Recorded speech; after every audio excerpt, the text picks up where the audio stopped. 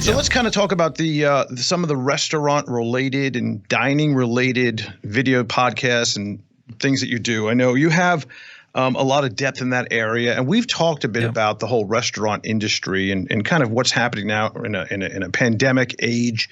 I wanted to kind of get your take on what you're seeing in the restaurant business from all your contacts in that area. Destruction. Yeah. I've been in the industry for 20 plus now, and I've never seen it like this. There's been nothing even remotely. Even in 2008, we were in 2008, 2009. Really, 2008 was the big year that the industry really took a hard hit. But it was an interesting shift at that time. We still didn't have the kind of things that we have available today, unbelievable smartphones, bandwidth, all those kind of things that enable a different response from the consumer than what we have today, but also a different response from the businesses. But in 2008, it was bad. But this is, a magnitude of 10 worst. When it comes to the restaurant industry itself, that it's just been decimated. But obviously with the new tools that they have, if this was pre-smartphone, pre-internet, it would be 10 times worse than it is now, even, right? But because it would be, it helps. What are the new?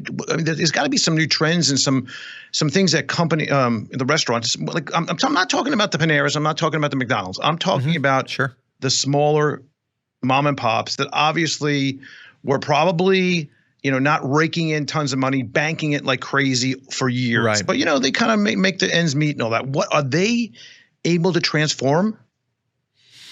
Well, it's interesting because if you look at the industry, it's really broken up into about an 80-20 rule, meaning 20% of the industry is mostly chain, multi-unit concepts, whether you look at a McDonald's, a Starbucks, all the big chains above 500 units.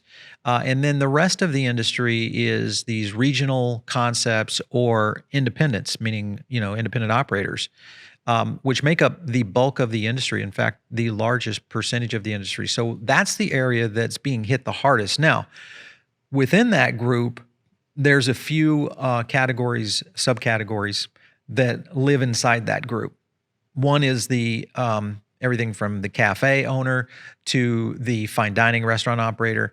The areas that are probably taking the largest hit were the fine dining operators. And they're the ones that were not necessarily ready from a technology standpoint because they've never had to be. They never had to prepare for online ordering. They never had to have mobile and contactless payment. They never had to have kiosk or any kind of technology that really enabled all they need is an payment other than at the table. Yeah, order ticket.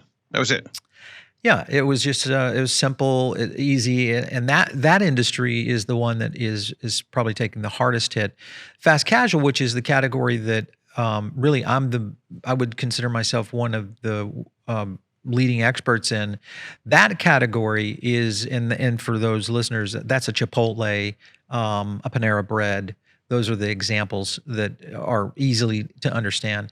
That category is absolutely on fire. They're actually doing year over year, positive gains right now. You've got these restaurants were built for a pandemic. Now, there are things that they're having to change in the industry in relationship to their unit economics that are different because unit economics were built on pre-COVID, meaning you had to have a real estate, footprint that was X. You had so much of your business that was put, throughput from in restaurant dining, and they completely had to spend that. And the only way that they were able to do that was technology. But now technology. Let me just interrupt you for a second because now they don't need the real estate, right? Because now we're kind of the wave of ghost kitchens. Yeah. Yep. Is starting to pick up, and that's become something that was like, oh, that's interesting. To hey, that's imperative. Yeah. Here's the thing. We are in a renaissance of restaurant and retail technology, and I think everybody that's in the industry already knows this. COVID, for whatever reason, it's almost like a blessing in disguise. for business. I think, and I think when people listen to this, they might think you're crazy as hell that this is a blessing in disguise. The reality is that most operators in retail, restaurant, you have to kind of pull them kicking and screaming into the future for years. You have to remember, I was working with operators in the late 80s, early 90s with Windows that just, they had no idea, and nor did they think they needed it. Right. What's this thing? What do I need this? Yeah, exactly. It was not a thing that was, I mean, so it took over a decade to really get touchscreen implemented into restaurants and retail, which is ludicrous. I mean, the capability of what that system was able to do at that time in history was much like what the smartphone is doing to our society today. So I think what happened is COVID accelerated everything a decade in a matter of 6 months.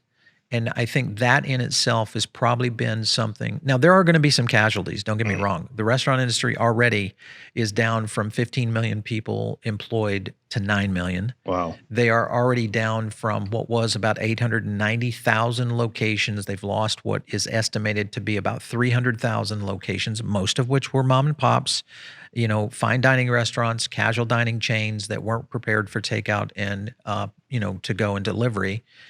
And I think that, the industry was already oversaturated. So there was a lot of market there that just wasn't necessarily ready to be able to make the next leap. And we started to see it. There was a lot of, acquisitions starting to happen. This was pre-COVID. There was a lot of acquisitions starting to happen. There was a lot of movement in the market that were starting to change some of the directions of some of these companies, including companies like Starbucks, McDonald's, Burger King, et cetera. And I just saw Burger King's release of their new virtual, I won't call it a virtual restaurant, but it's their new restaurant concept design. It's a contactless restaurant model. And it's Jetsons. It's literally you drive through, you never touch a person. Your food's pre-ordered, prepaid. Pickup is faster. Footprints are smaller. Unit economics is going to be better because their real estate cost is going to be down. Labor cost is going to be shifted over to kiosk and robotics and AI.